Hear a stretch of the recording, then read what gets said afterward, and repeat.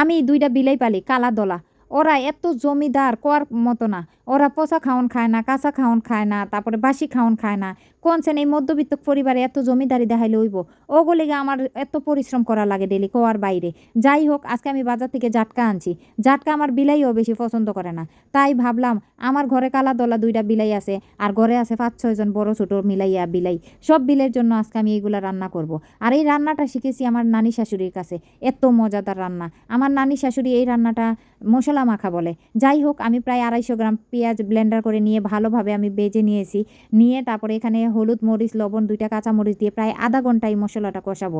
০.৫ ঘন্টা যতক্ষণ তোমার মসলাটার উপরে তেল ভেসে না আসছে ততক্ষণ তোমায় আমি কষাবো। যেহেতু এটা মসলা মাখা তারপরে আমি এখানে ১৫ পিস মাছ দিয়ে দিয়েছি। দেওয়ার পরে আমি এখানে সামান্য পানি দিছি। দেখতেছি আমি মসলা মাখাতে পারছি না। তাই আমি সামান্য পানি দিয়ে একটা কাঠি লবো। কাঠি দিয়ে আমি আস্তে, আস্তে মসলা মাখিয়ে দিব যাতে একটা সব মাছের ভিতরে মসলা গিয়ে ঢুকে। দেখবো আজকে আমার ঘরের মানুষে কি বলে। যাই হোক আমি একদম আস্তে, আস্তে লাড়াচাড়া করে আমি ঢেকে দিব ৫ মিনিটের জন্য। ৫ মিনিট পরে এসে ঢাকনাটা খুলে দেখব দেখবেন কত সুন্দর কালার। আর মাশাআল্লাহ, মাশাআল্লাহ আজকের মাছটা আমার ঘরের বড় ছোট সবাই পছন্দ করছে। শুধু পছন্দ করে নাই আমার কালা দলা আমার ২ টা বিলাই বুঝছেন? ওরা আবার কাঁটাওয়ালা মাছ খাইতে চায় না। ওরা তাজা, তাজা রুই মাছ খাইবো, তেলাপিয়া মাছ খাইবো, কই মাছ খাইবো, পাঙ্গাস মাছও খায় না। এত জমিদার।